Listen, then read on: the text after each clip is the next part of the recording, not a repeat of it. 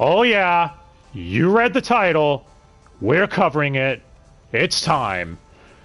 Welcome back to Dubster Dive, my friends. The series where we talk about something's English dub and give our overall thoughts on it as well. And today is one of those eventualities that any anime fan knows if they were born within the last 25 or so years. Or, yeah. Elfen Lied. Yes, lead, not lied. And no, the title is not wrong if you're watching this on YouTube. The anime that inspired Netflix's Stranger Things. I'm being dead serious. We'll get to that in a minute, though. But Elfen Lied, let's just say, disclaimer warning, blah blah blah, really messed up subject matter. Similarly to Black Lagoon, though unlike Black Lagoon, where I feel it was really well handled, here, not so much. Let's break this down. Elfen Lied is a manga written by Lin Okamoto, who also wrote Brynhilder in the Darkness. Is that show any good? Someone please tell me. And ran from 2002 to 2005, with an anime by Studio Arms, the people behind Ikitosen and Queen's Blade, and some hentai. Ooh, nice. Before they declared bankruptcy in 2020. Yeah, I bet that COVID shit was hard for everybody. And the anime would air from July to September of 2004, with a filler ending being as how it ended a full year before the manga did. ADV would have the first crack at this anime and said it was one of their best sellers of 2005. Before ADV went tits up and Sentai would acquire the Blu-ray rights and release it in 2013 with an audio issue. Yeah, the first Blu-ray batches from Sentai have an audio issue where if you're not watching it with a headset, the audio comes in all muffled on your TV speakers. It's really bizarre. I don't know if they fixed this or not, because my Blu-ray is the Steelbook variant from a couple years ago, and I watched it with a headset, so I don't know if there's an issue there or not. Probably could have checked that, but oh well. This whole show is also on Amazon Prime Video as well, but yeah. The Sentai Blu-ray also included the never-before-released in the US OVA, and dubbed it for the first time, with several dub replacements. Damn it! Yep, we're doing a twofer this time, covering the dub of the series and the slightly different dub of the OVA. Now, for those who don't know what Elfen Lied is about, it takes place in a world with genetically altered humans known as Diclonius, or Diclonii, which are humans that have horns in their heads that can control invisible hands known as vectors and make them pierce through shit, like, you know, ripping humans in half and stuff. Again, over-the-top gore. If you're a gorehound, which I admit I might be slightly bit of a gorehound, I was raised on Saw and shit like that. Don't get mad at me. You'll get a kick out of it, because it's so gratuitous and over-the-top, you have to laugh. When I said in one of our beat-em-up playthroughs that Elfen Lied I thought was a comedy, I wasn't joking, mostly. There are a lot of moments in this show that you just can't take seriously because of how try-hard it is. But yeah, so our main character's name is Lucy, who's a Diclonius locked in a lab, but one day she breaks out, killing everyone in her wake, because, again, Diclonius, and you find out that Diclonii's whole purpose is to kill humanity, make them go extinct, to create a world where nothing but Diclonii reside? Yeah. Man, you need to learn to talk. Words are hard. On her way out, though, she gets shot in the head. Bullet to the head. Sylvester Stallone. And her head injury makes her revert back to the mind of an infant, where she now goes under the name Mew. And that's all she could say. Like a Pokemon. Yeah, that's a joke everyone's made at this point. I know. But that's when she runs into two cousins, Kota and Yuka, who end up taking her in because they don't know any better.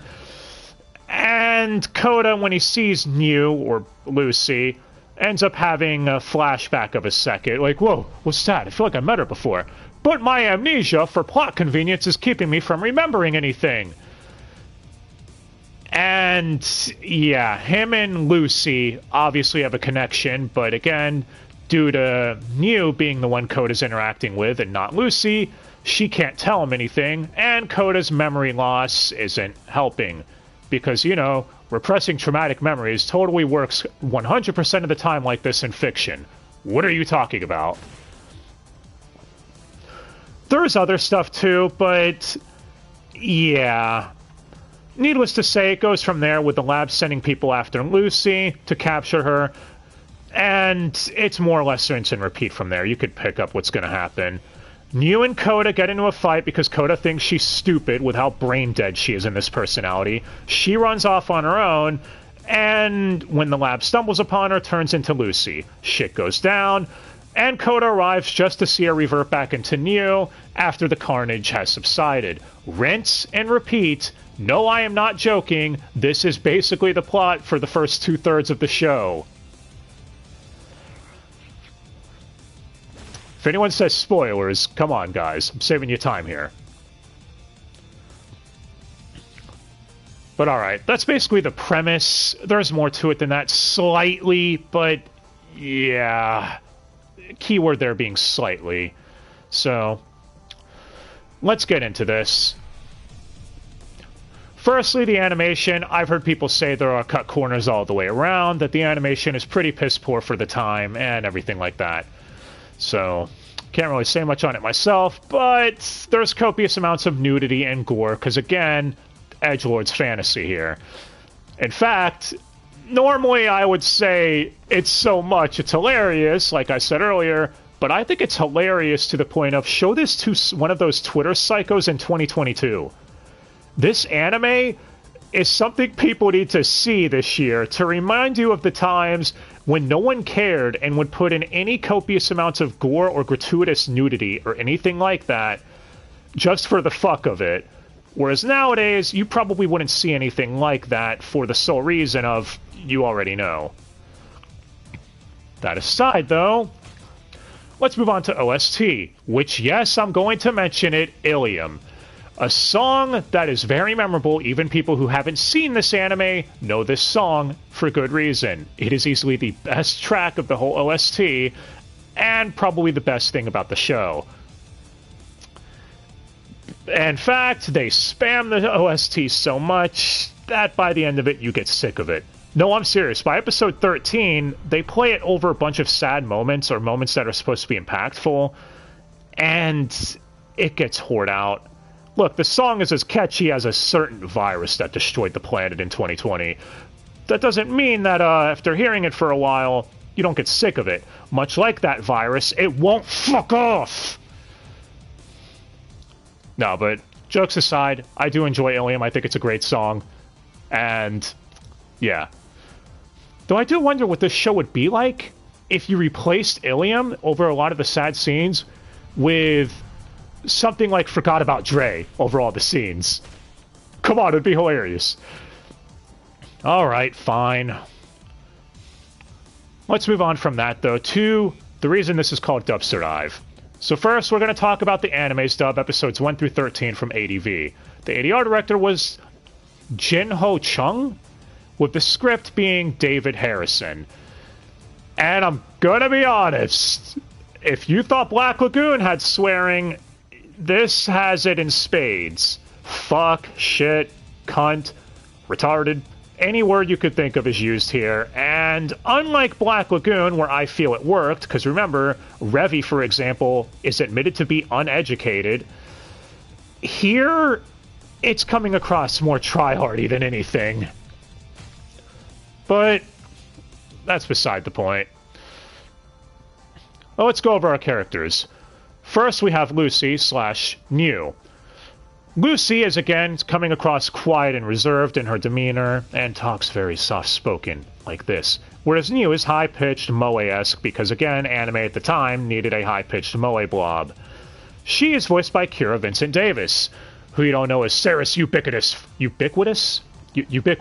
from Akame ga Kill, Saori from Brian Holder in the Darkness, and Sakamoto from Strike Witches. And I think she did an adequate job.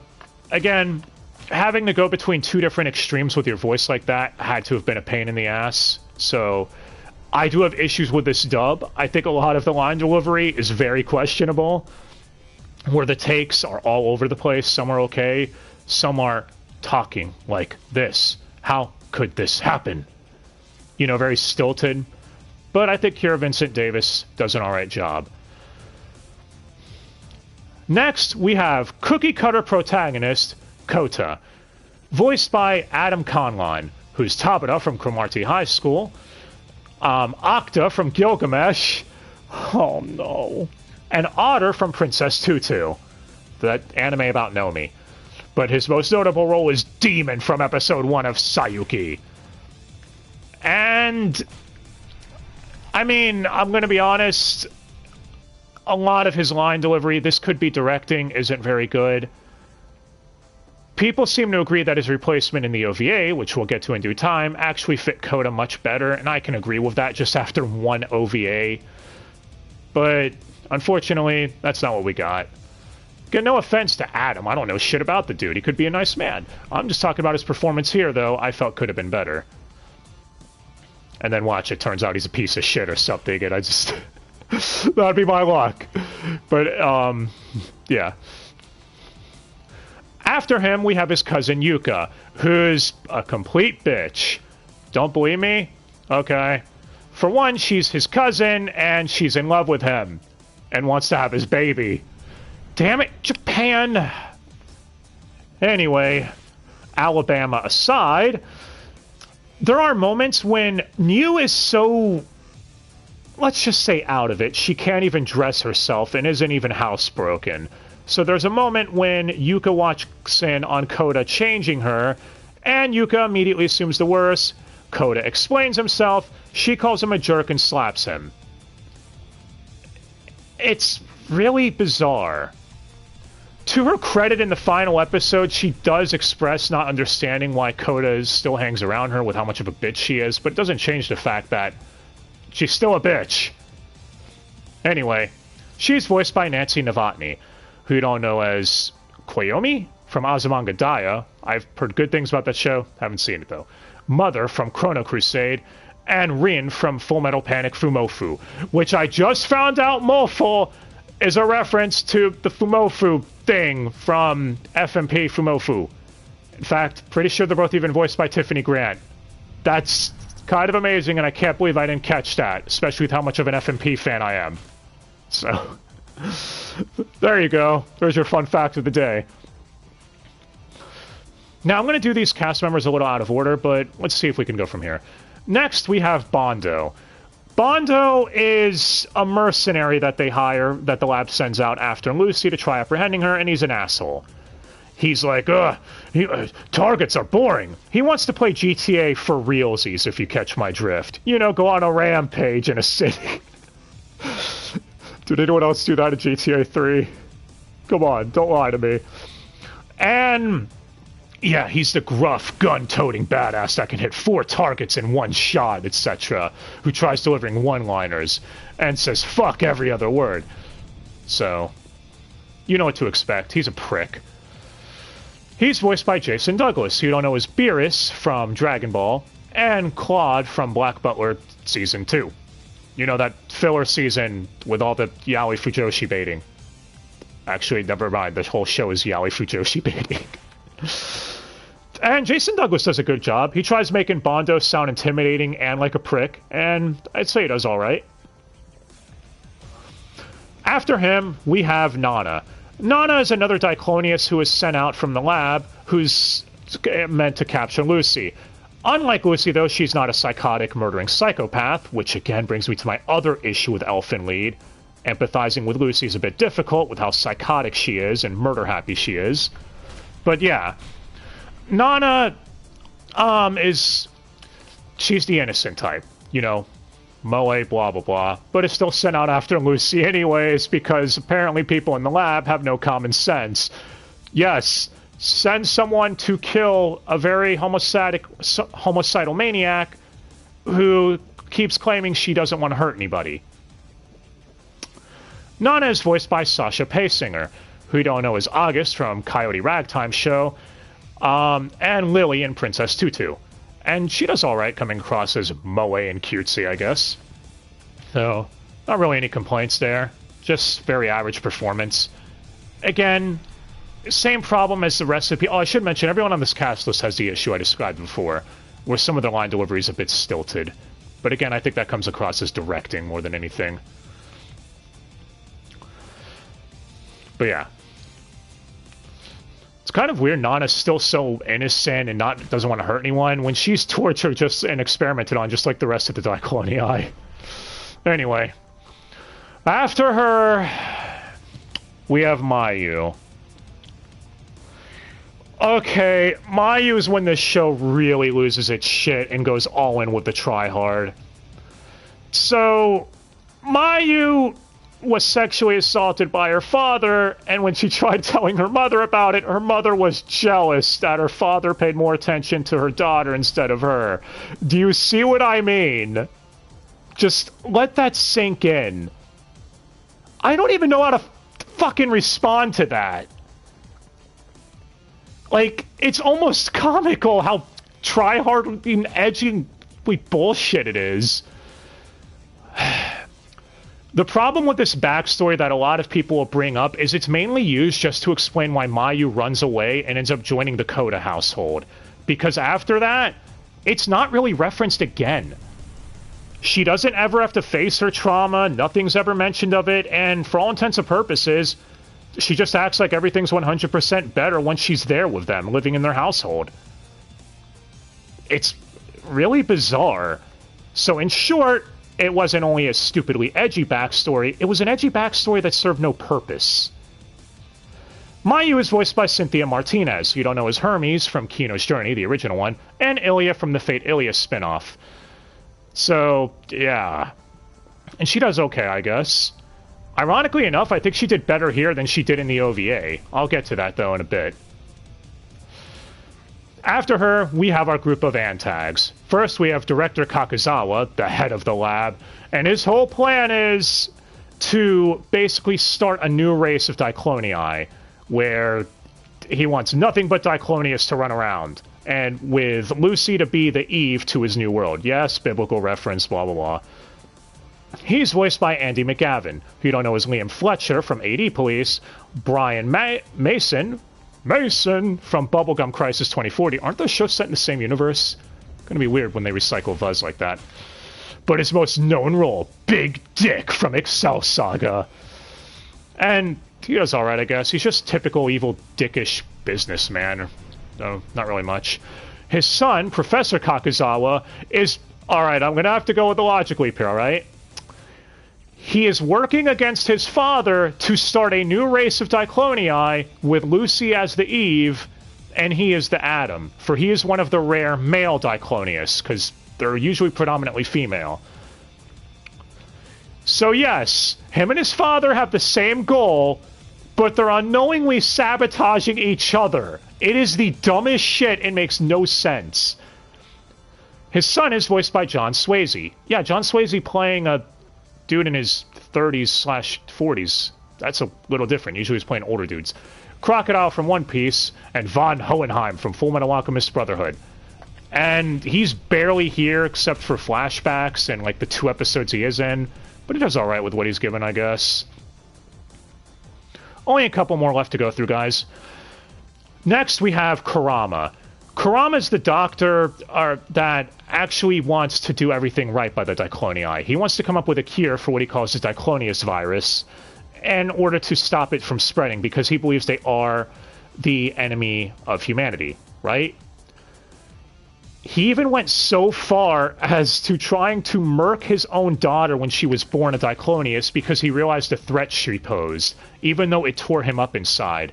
Again, Karama is probably the best character in this show. He's the most likable, and his plot thread is the best written. He was about to murk his own daughter when his wife walked in on him after childbirth and basically overexerted herself, so she died. But her final request was to please don't murk our daughter, find a way to save her. So he agreed to do just that. If anyone's wondering why he's working for Kakuzawa the Pricks, it's because they basically have his daughter's life in their hands and are threatening to kill her. if he doesn't cooperate. So, yeah. Again, I actually think Karama is really well handled. He's an unwilling antagonist to the main group, and you can tell he means well, but doesn't really have a choice in the matter. And as a side note, that's the one that Nana sees as her surrogate father, so she calls him Papa. Sound familiar, Stranger Things fans? But yeah. Karama is voiced by Jay Hickman, who we've covered here recently, actually. Akira from Chihaya Furu, and Watanabe from Excel Saga. A lot of Excel Saga recently. And I think he does alright. He actually takes part in what I believe is the best dubbed scene in the show, which we'll get to in a minute. Again, spoilers are going to be in that scene, though, so... Next, we have Shirakawa, his secretary, voiced by Shelley Colleen Black. And, yeah, she's the one that asks Karama about his family life, and then he just says, "My wife died soon after labor, and no, my daughter's dead," etc. Basically telling her that to keep her shut up. So, there's not much to her other than Secretary Kun, but she's listed on the main cast, so you all know. Shelley Colleen Black is Cleo from Orphan, aka best girl in that show. And Haruka from Iraduku The Ronin Colors, one of Sentai's new dubs. And this is one of her weaker roles, because she comes across so monotone most of the time that you don't really get a feel for her performance here. So, can't really say much. The last one I'll go over is Mariko. Mariko is the most powerful Diclonius and the final boss of the series. She has 26 vector hands instead of 4 like the rest of the Diclonia I have. And she can control them at massive ranges.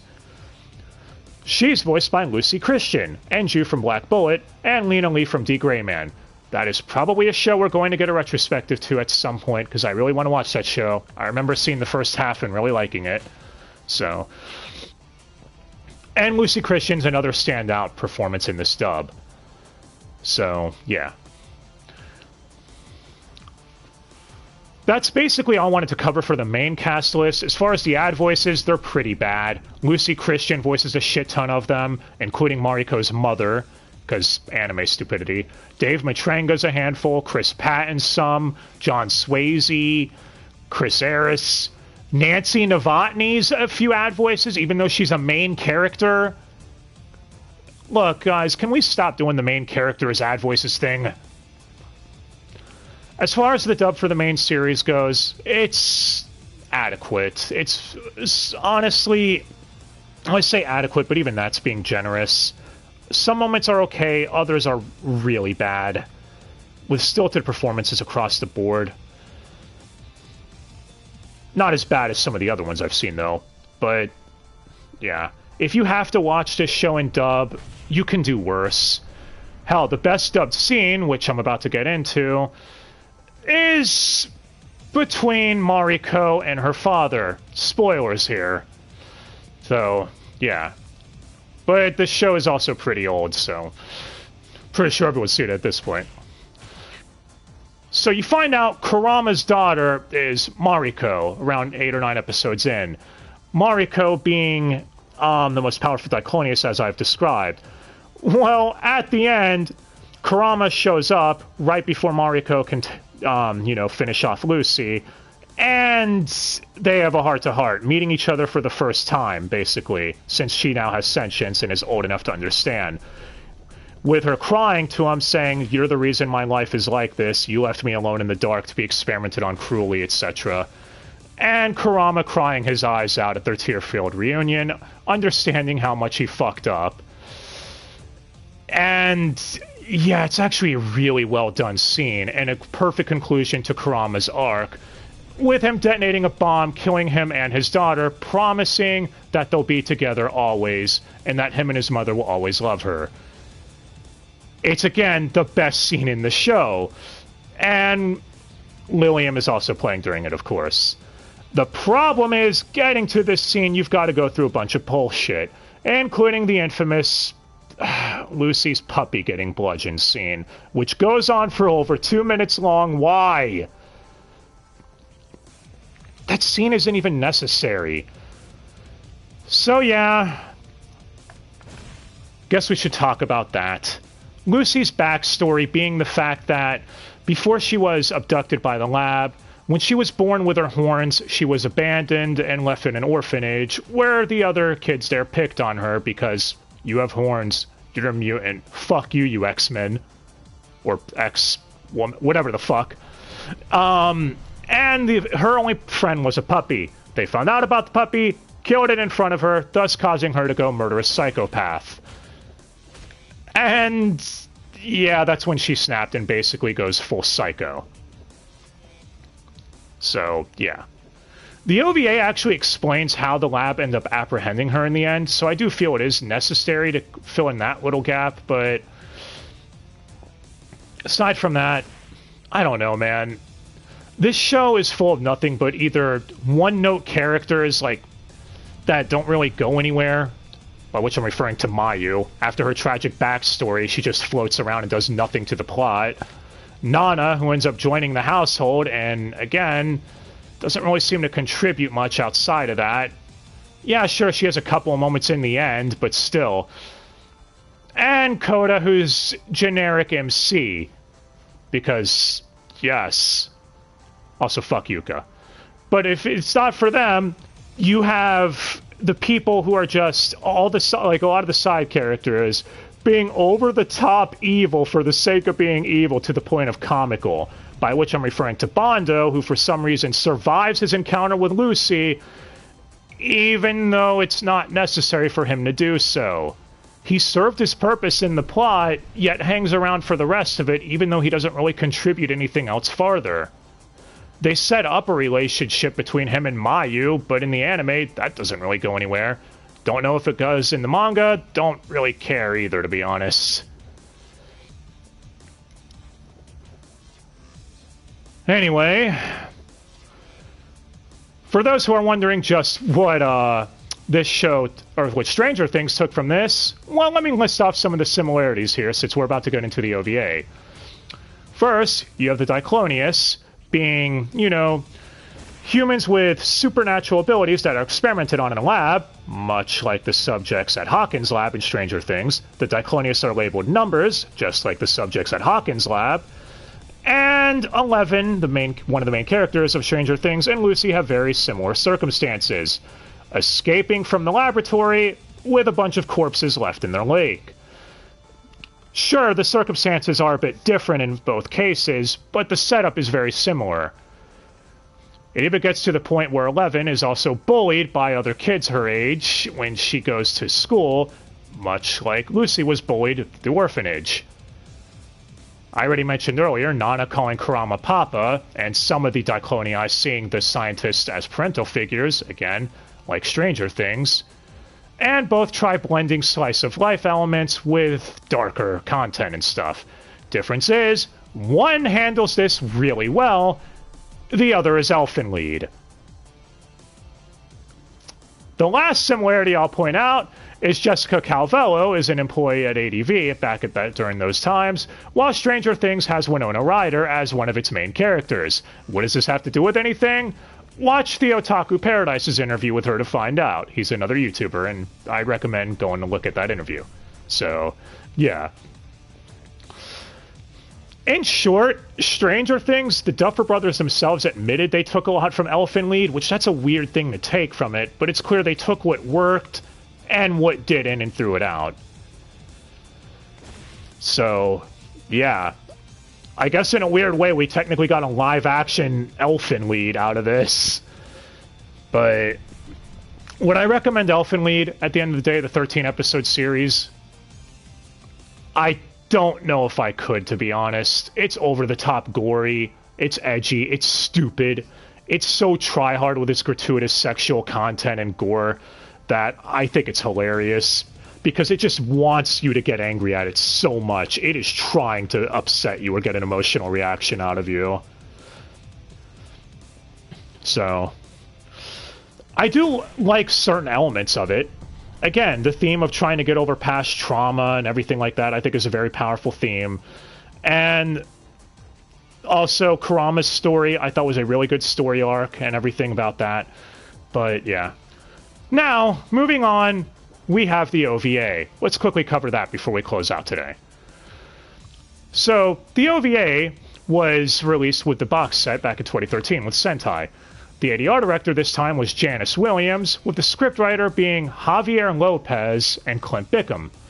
Some of the cast members returned, but a handful didn't. First, we have Lucy, who is now being played by Carly Mosier, Toko from the Danganronpa anime, which, again, someone with also multiple personalities, and Akira from Baka and Test. And she does okay. Again, you can notice the change here with these voice cast differences, and it's really jarring if you're marathoning it in order like I did. What's really bizarre, too, is Kira Vincent Davis is still voice acting to this day. Why they couldn't get her back for the OVA is anyone's guess. Maybe she didn't want to come back. With the stigma of this show, I don't know. Then again, I'm the type of person, if I were a voice actor, I want to give a shit what anime my name was attached to, because again, it's just an anime. You're just doing a role at the end of the day, despite what the psychos on Twitter would say. As far as her performance, she's alright. I think as a New, she does okay. As Lucy, though, you could tell she's trying to imitate Kira Vincent Davis, and it just doesn't sound as good to me, in my opinion. Now, someone who is actually better is Kota. Kota is now voiced by Blake Shepard, Shiryu from Saint Seiya's Netflix dub, and Ryota from Brian Holder in the Darkness. And, yeah, he gives a lot more, I don't know if I want to say human performance to Kota. He makes him come across more like a normal dude. So, again, I don't think that's Adam's fault of the anime's dub. I think that was directing or maybe with the material he was given. But here, I feel Blake Shepard was able to pull off Kota pretty well. The last replacement is Bondo, who's David Wald? Again, why the replacement? Jason Douglas is still voicing to this day. David Wald is Adam from Skate the Infinity and Gajo from Fairy Tail. He's also Yuzu's dad in Citrus. Yuzu is best girl in that show, by the way. Fight me. And I know why they went for David Wald if they couldn't get Jason Douglas back in. Again, he's known for voicing edgy characters, but I don't know. I felt Jason Douglas's performance was better here. David Wald isn't bad, but Jason Douglas just fit the character more to me. When I think of this gun-toting asshole, piece of shit, vile human being, I think Jason Douglas pulled it off a bit better. As far as the OVA itself, I'm trying not to spoil that much, even though I said we're in the spoilers section, because I know some people don't want me to, but after Lucy's... So, yeah, spoilers, I guess, as if it wasn't obvious. Kota and Lucy knew each other in the past, and Lucy ended up murking half his family, which, again, the show tries playing it up as a big reveal, even though it was fucking obvious. Well, after she split up from Kota when they were younger, this OVA takes place sometime after that, with another relationship she had with another human that she ended up taking a liking to. And, yeah, it explains why she was kidnapped by the lab, basically, and how they managed to capture her. Which was one of the few plot threads I guess the anime didn't really cover, and I was wondering that. Anyway. The last thing I'll say about the dub for the OVA is Cynthia Martinez's performance for Mayu. She makes her voice much deeper here, much more in line with her normal voice. Again, if you heard Hermes from Kino's Journey. And it doesn't fit Mayu at all anymore. Whereas in the old anime, she made it much higher pitched. Now she went way too deep, so it just sounds off. But yeah. That's all I have to say about the dub. About Elfen Lied itself, what everyone said is true. This probably would have... The anime itself, by the end of it, it does feel like it drags a bit. Probably could have been wrapped up in 6 or 7 episodes instead of 13. You could tell that the plot with Kota cannot carry the show on its own with the way they're handling it. The harem-y aspect of it that they try shoehorning in with how Kota's living in a refurbished restaurant, I guess, alone with a bunch of girls, feels a little off and at odds with the dark story the show's trying to tell. I could talk all day about Elfen Lied. Everyone's already heard of it, though, and knows how controversial it is. If you haven't seen it yet, well, it's Independence Day weekend here in America, so celebrate your independence by forming your own opinion of it. And we'll warn you, Lots of gratuitous nudity and gore and violence. And really fucked up backstories that half the time don't really serve much of a purpose other than, lol, edgy. And if anyone's wondering, no, I don't mind edgy content at all. Of course not. People know me as the type of person that loves dumbass edgy shit. Which is probably why I didn't hate this anime like a bunch of other people do. Because I've seen people who say this is the worst anime they've ever seen. I wouldn't go that far. I've seen much worse. But do I think it's a good anime? Nah. I'm perfectly comfortable sitting right in the middle. There are things I like and a lot of things I didn't. So, take that with what you will. And if you've seen Elfen Lied and want to see some of the concepts like this done better, I'd recommend Stranger Things. Hell, the finale for Season 4 at the time of this recording literally just came out, so why not? Perfect time to catch up for that show. It handles a lot of the whole experimentation, scientific side of this, and blends together the, scientific stuff of the superhuman elements, I guess, with slice of life stuff. So, you get that. Anyways, guys, that's about it. MVP of the dub, I'm probably going to go with Jay Hickman and Lucy Christian. Because, again, that scene at the end was just really well done. And, yeah.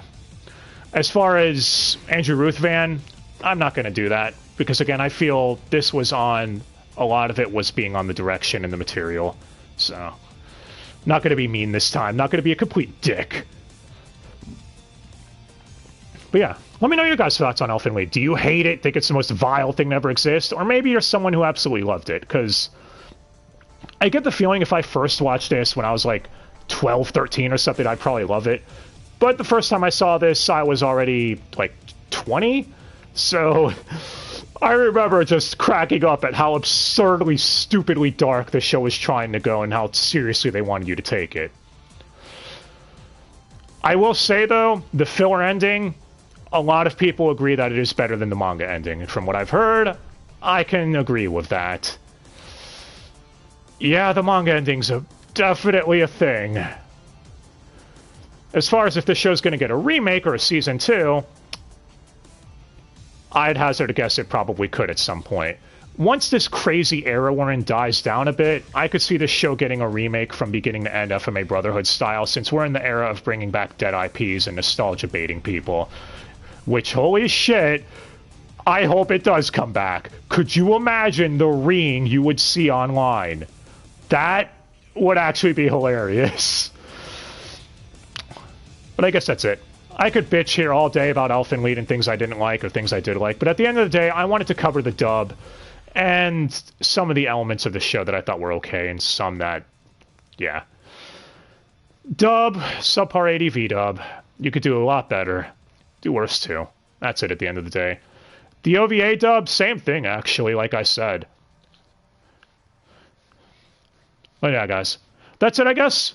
Until next time, I hope you all enjoyed this one. Please let me know what you thought. And I hope you all enjoyed.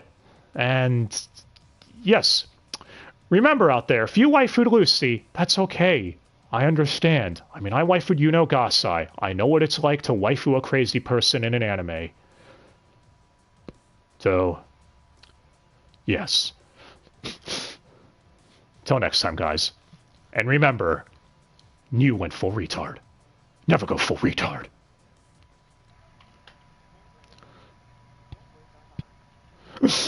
Till next time, guys. Have yourselves a fantastic day.